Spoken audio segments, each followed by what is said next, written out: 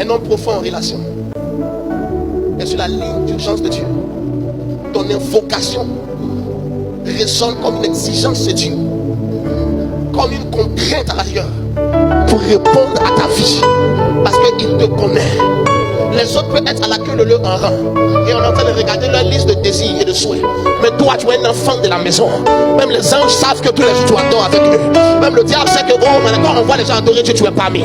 Ils ne savent pas ceux qui viennent en public, mais ceux qui dans le secret de leur marche sont connectés avec lui. C'est facile de chanter tout le monde à l'église. Chante-toi seul à la maison, on va entendre. Chante à la maison pour Dieu, on va écouter. C'est là-bas que les hommes l'adorent. Ils viennent ici pour être rechargés. Ils viennent ici pour être équipés. Ils viennent ici pour être dans la communion. C'est qu'il y a une exigence de la foi. Dans l'assemblée de Dieu, on est en tension de temps sans cesse croissante et progressive en termes de temps qu'on lui accorde. Alors, quand vient le jour de l'invocation, la réponse est imminente et elle est exceptionnelle. L'invocation est rattachée à la relation et à l'obéissance. Moi j'ai invoqué, je n'ai pas vu pire. Il répond à l'invocation de l'homme qui lui obéit. La relation est le fondement de l'invocation. Donc sacrifice est le fondement de l'invocation. Les hommes qui invoquent et Dieu répond, on bâtit un mérite. Jésus voit une femme qui vient déposer deux pièces de pain. Il vient voir. Il dit ce que cette femme a fait. Elle a fait plus que vous tous. Il y a des mesures de mérite. On est pareil dans l'amour de Dieu. Mais dans nos actions pour Dieu nous distinguent. Et fait en sorte que notre invocation n'a pas le même résultat. Demandez.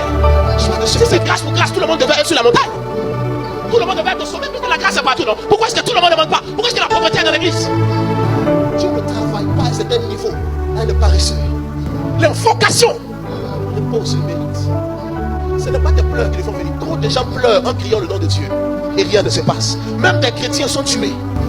Et tu viens à l'église, dis-moi, il n'était même pas à l'abri. Ta relation, ton obéissance, ton œuvre, donc ton mérite, crédibilise ton invocation. Tu ne vas pas te coucher la nuit malade, tu dis Seigneur, je t'invoque. Ce mal me fatigue. Tu dors, tu cherches la douleur, elle est partie. Parce que l'homme qui parle est connu au ciel. L'homme qui est en train de demander est connu au ciel. L'invocation de Dieu est retenue par la qualité de l'homme qui l'invoque. Et relation. Dieu, c'est obéissance. Au troisième niveau maintenant, c'est le mérite. Quand on parle de mérite, on parle de ton œuvre. Mérite. L'œuvre. Il y a des types d'œuvres qui ont un certain niveau d'égard de Dieu. Mais ton œuvre qui est un mécanisme qui valide ton invocation. Si je peux donner un dernier élément, je vais le donner. La consécration. Elle crédibilise ton invocation. Un homme de consécration, comme dit mon Dieu. Quand il a même de la peine, s'il n'a même pas parlé de sa peine, il invoque Dieu et Dieu vient. Il dit qui te fait pleurer, qui te cause de la peine. Mais chaque homme est consacré. Consacré à Dieu. Par son temps. Et la portion importante qu'il lui est donnée. En dépit de toute forme d'activité. Consacré par la fuite. Et la séparation de tout ce qui te met en porte-à-faux en désaccord avec sa volonté. Consacré par l'intensité de ta prière, de ton jeûne. Consacré par la consultation de sa volonté dans tes choix, dans tes décisions, soit-elles familiales, professionnelles, entrepreneuriales et pour d'autres. La consécration fait que tu l'invites dans ton affaire, il viendra pour agir. Tu l'invites dans ta santé, il viendra pour agir. Tu l'invites dans tes entreprises, il viendra pour agir. Tu l'invites dans ton ministère, il viendra. Il ne répond pas. L'invocation, ce n'est pas juste crier, ce n'est pas juste l'expression vocale.